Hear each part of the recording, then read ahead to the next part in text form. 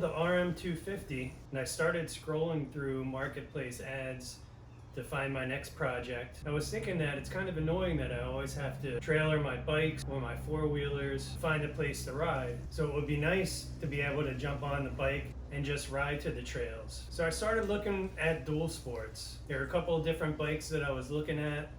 And I started looking at the Suzuki DRZ 400. When I was talking to a friend of mine, let him know that I was considering the DRZ 400. He let me know that he heard that it was a little top heavy, and he has a WR250 and he loves it.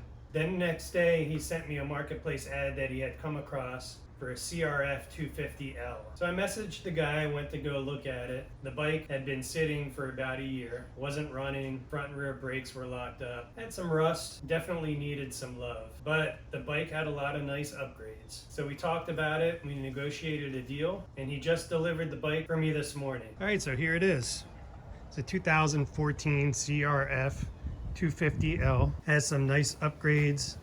The suspension was redone. It has what they call an electronic jet kit that's mounted up here under the seat. But this also has an upgraded ECU from a CBR 250R. It has the FMF, power bomb, got some other nice upgrades, foot pegs, handlebars, risers. It's got warp 9 wheels, look like they're in really nice shape. It has the signals that are built into this taillight. So I have my first round of parts on order. Should be here within the next couple days. So I'm going to start with cleaning off the plastics. This thing sat outside and hasn't been cleaned. Once I remove the plastics, I'm going to remove the gas tank. The gas tank has a lot of corrosion inside, and I'll show you that once I remove it. So I'm gonna go through a process removing all that rust scaling that's inside the gas tank.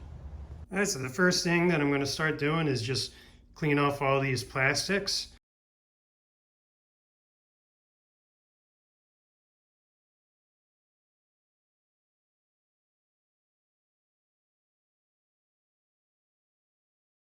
So I tried using some different cleaners that weren't working, just some detailer or some degreaser that wasn't really doing a good job.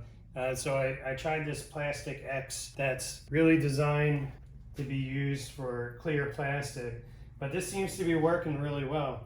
It's taking all the blemishes out of the white plastic, so I'm gonna move forward using this.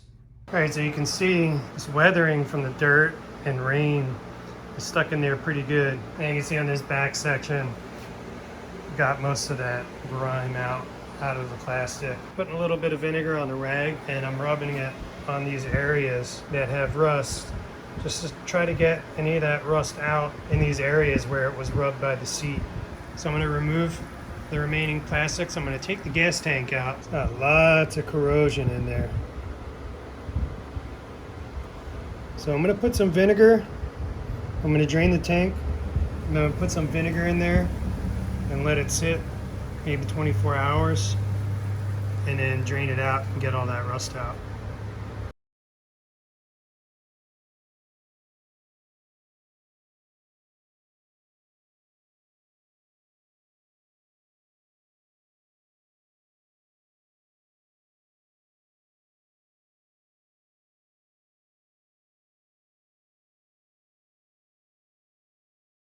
All right, now I'm going to remove the fuel pump, then I'm going to clean it out, then I'm going to fill this tank with vinegar, let it sit upside down overnight, and then flush it out tomorrow.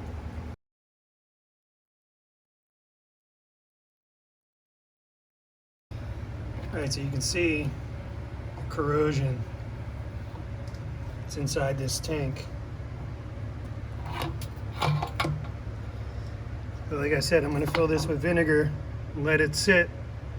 Hopefully it's going to get rid of all that corrosion. The gas tank sat overnight. Take a look at that. So I'm going to give it one last shake, and then I want to drain it out. I'm going to clean up any surface rust that's on there, on the outside ring right here, and then I'm gonna put it back together and fill it up immediately with fuel so it doesn't rust again. The inside of the tank, much better. There still is some rust in there, but it's very minor compared to how it was before.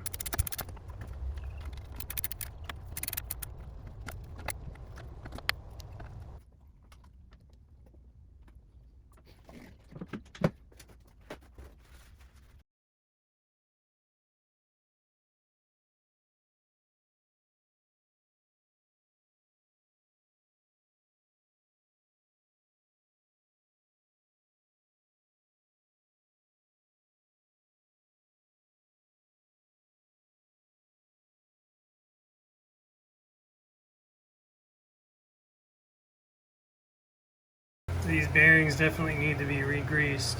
I'm going to remove this rotor and clean it up.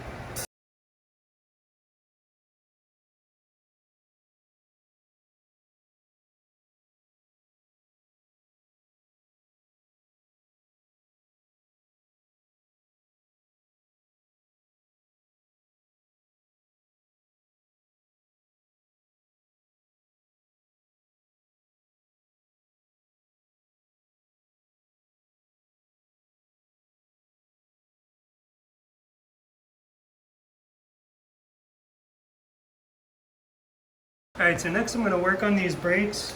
These brakes have excessive rust on there, and they were locked up when I initially went to look at the bike. So I'm going to remove the caliper and clean everything out, make sure that the piston's good. And then I'm going to flush the lines out. And then when I remount the wheel, and I'll re-bleed the brake.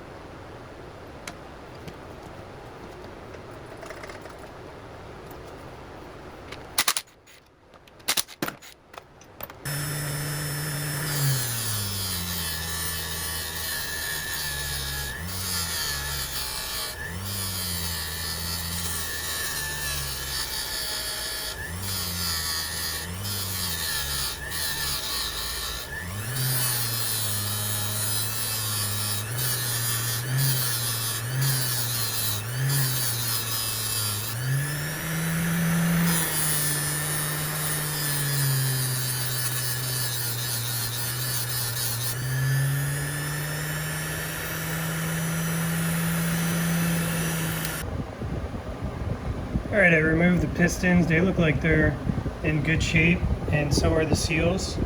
So I'm going to put these back into the caliper, and then I'm going to reassemble the caliper.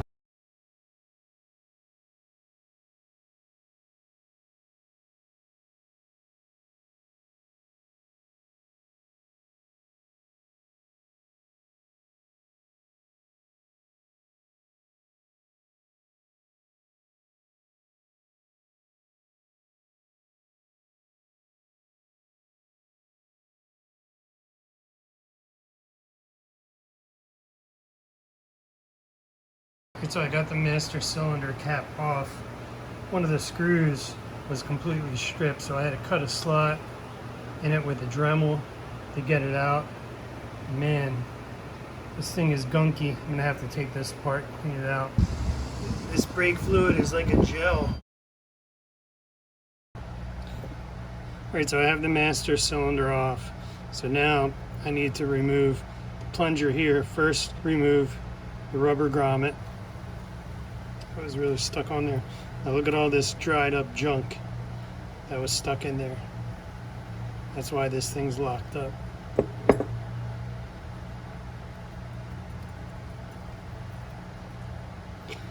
So also in here, you're gonna have a circlip in order to release that plunger. I'm gonna clean this out first. Now that grime is removed, you can see the circlip in there that needs to be removed, and then the plunger will slide out. Okay, circlip's removed.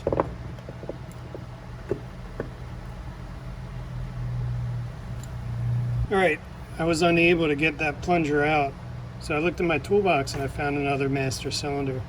This is the lever that came off of this one, and it's a perfect fit. So I'm going to try out this master cylinder and see if it works.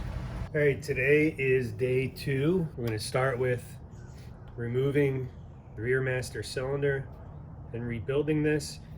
I removed the brake line from the top, and as you can see, there's no fluid being pushed out the top. So this master cylinder is shot. So I'm going to remove it and see if we can rebuild it. All right, so I removed the small cotter pin from behind this pin.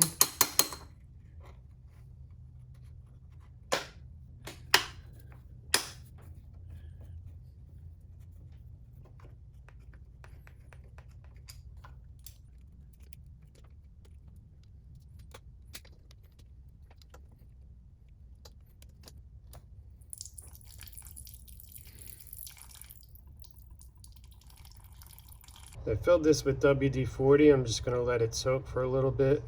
Hopefully it loosens the plunger up so I can get it out. All right, now we're going to power this thing up and see if it starts. I'll let it prime a couple times. Give it a try.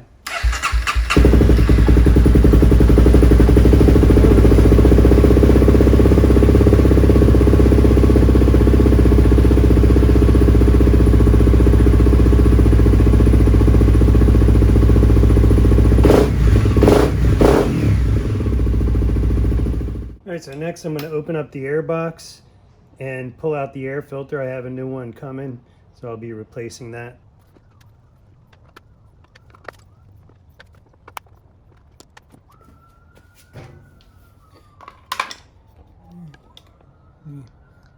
Not too bad. Looks like the previous owner did keep up with it.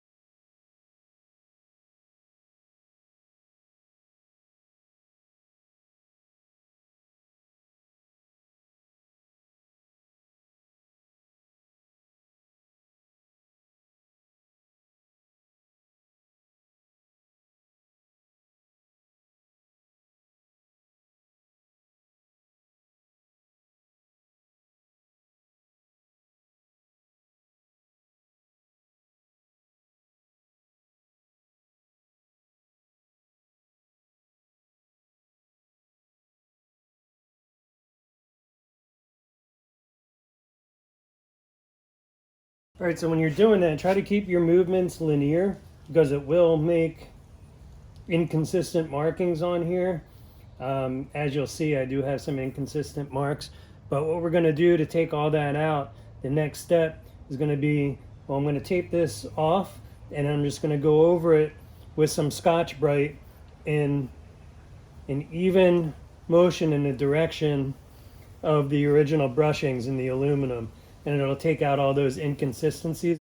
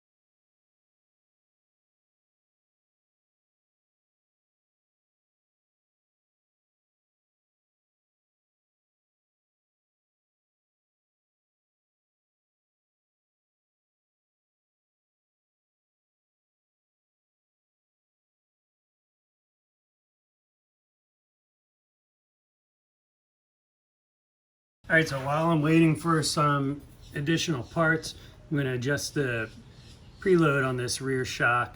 It's a little bit soft. So first thing that I did was I loosened up this top ring. I'm just going to move it up a little bit. This is a little crunchy. I'm going to spray some WD-40 on here as well, just so these move a little bit easier. But after I move this up out of the way, then I'm going to be turning this one in the opposite direction to move it down to increase the spring tension. And then once that's done, then I'll screw this back down to lock it in place. All right, I have this adjustable rear linkage that was set up for somebody that was a little bit shorter than I am. So I'm gonna try to adjust the ride height and make it for someone a little bit taller. This is a short bike to begin with, so I might just extend it as far as it'll go. I'm not sure if I need to extend it out or bring it in. It looks like I might have to bring it in based on the lever action of this area here. I think as this comes in, it'll drop the swing arm down. Not 100% sure, but I'll try doing that first. And if that's incorrect, then I'll just adjust it the other way. Now you'll see as I'm turning this with the wrench, it's shortening the linkage. And you can see that the rear wheel is dropping down closer to the ground. Now overall, when I was finished adjusting this, I think it lowered the wheel in total about 1.5 inches. I'm going to start reassembling all the plastics today as we wait for some parts to come in.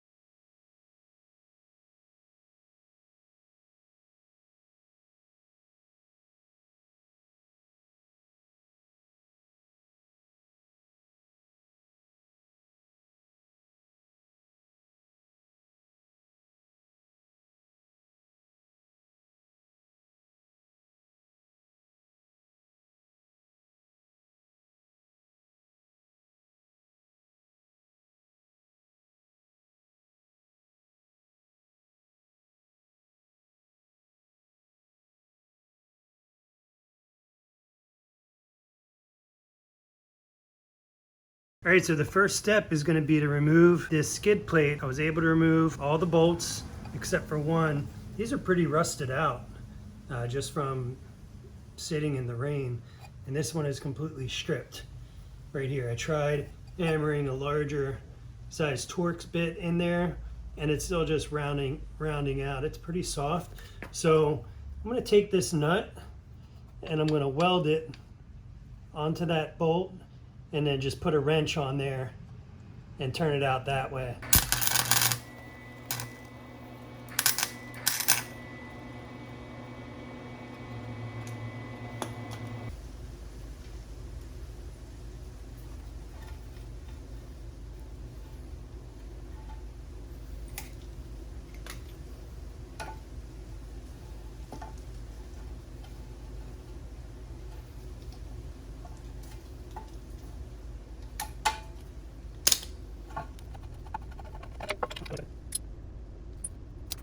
I also wanted to show you, I went through all that work removing the skid plate. Look right here. This skid plate has a cutout for the oil drain plug. I know that some of them do and some of them don't. So this one we didn't have to remove. Those bolts were rusted anyway. So I'm glad that I got them out now. I'm able to replace them. All right, now I'm gonna slightly warm up the bike just to thin out the oil a little bit and make it drain out a little bit easier. Right, next I'm gonna open up the fill plug.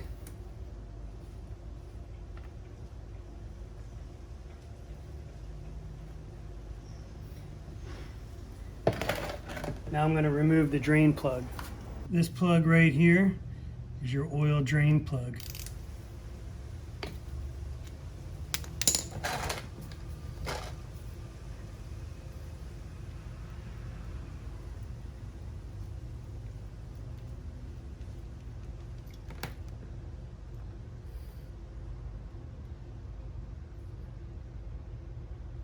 I'm going to stand the bike up just so I make sure that we get all the oil out.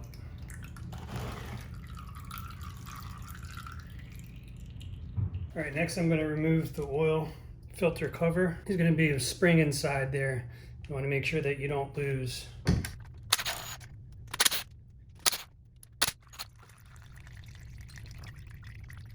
There's a spring.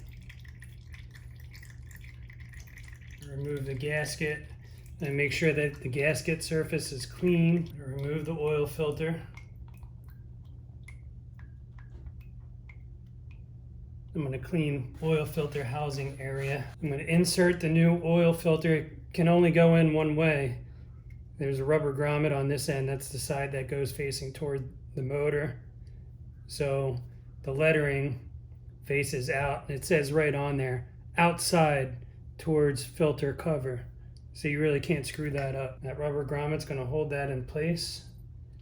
And I have my new gasket prepared and ready. I'm going to put 2 of these bolts through the gasket. Line it up. Now these get torqued down to 7 or 8 foot-pounds. All right, now we're going to fill it up with some fresh oil. So the manual states that this takes between 1.5 and 1.8 quarts of oil. Now it depends on if you've completely disassembled the engine, we're doing a rebuild, or if you're just doing an oil change. Also, there's different amounts if you're doing an oil change with a filter and an oil change without changing the filter. So with the filter change, the manual states that this takes 1.6 quarts. So we'll start with 1.5, and then I'll warm it up and check the level, and we'll top off as needed.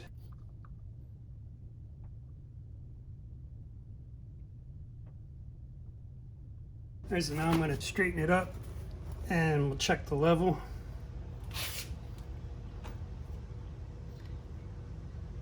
And it's a little low. Looking right in here. So we're gonna add some more. You tighten up your oil filler cap, and that's it, you're done. I'm gonna put the skid plate back on, and we're ready to ride. All right, so here's the finished product. She's all done, ready to rip. That looks pretty good.